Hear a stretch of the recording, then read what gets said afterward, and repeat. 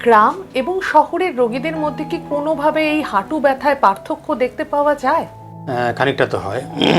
Particularly আমি বলবো যে যারা খুব ফিজিক্যাল অ্যাক্টিভিটি করেন, দৌড়াদৌড়ি বেশি করেন, বা স্পোর্টসম্যান, বা প্রচুর হাঁটাহাঁটি করেন, তাদের ক্ষেত্রে হাঁটুতে অস্টিওআর্থাইটিস হয়ে যাওয়ার সম্ভাবনা বেশি।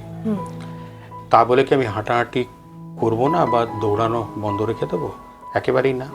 কিন্তু আমার বক্তব্য হচ্ছে যে যদি ধরুন আমি শহুরে একটা জীবন, সিডেন্টারি লাইফস্টাইল, হঠাৎ করে আমি একদিন হাঁটতে গেলাম, তখন আমার হাঁটুতে ইনজুরি হয়ে যাওয়ার সম্ভাবনা বেশি। ঘুরে যেতে পারে, মাসেলে চোট হতে পারে, হাঁটুর ভেতরকার জয়েন্টের যে মেটেরিয়াল আছে সব টিস্যুগুলো চোট পেয়ে যেতে পারে। তো তখন শহুরে লোকেদের ক্ষেত্রে বেশি দেখা যাচ্ছে।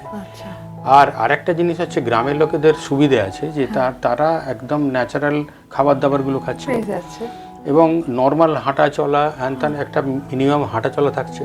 হাঁটা চলা হলে কি হবে, একটু আগে বলছিলাম যেটা, যে হাঁটুর উপরে যে মাসেলগুলো সেগুলো খুব স্ট্রং থাকে। এই মাসেল যদি স্ট্রং থাকে তাহলে হাঁটুর ভেতরে যে স্ট্রেনটা সেটা মাসেল অনেকটা কম্পেনসেট করে দিচ্ছে।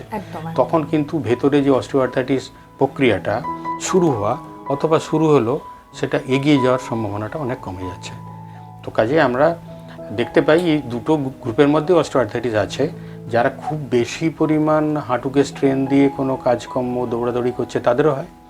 আবার যারা একেবারে কাজকর্ম খুব কম করেন, সেরকমভাবে মানে হাঁটাচলাই করছেন না, ওজন ওজনটা বেশ বেড়ে আছে, খাদ্যাভ্যাসটা ঠিক নেই, বা এক্সারসাইজ করেন না কখনো, তাদের ক্ষেত্রেও সেই ধরনের শহুরে মানুষদের ক্ষেত্রে কিন্তু হাঁটুর ওই অস্টিওআর্থাইটিস বেড়ে যেতে পারে।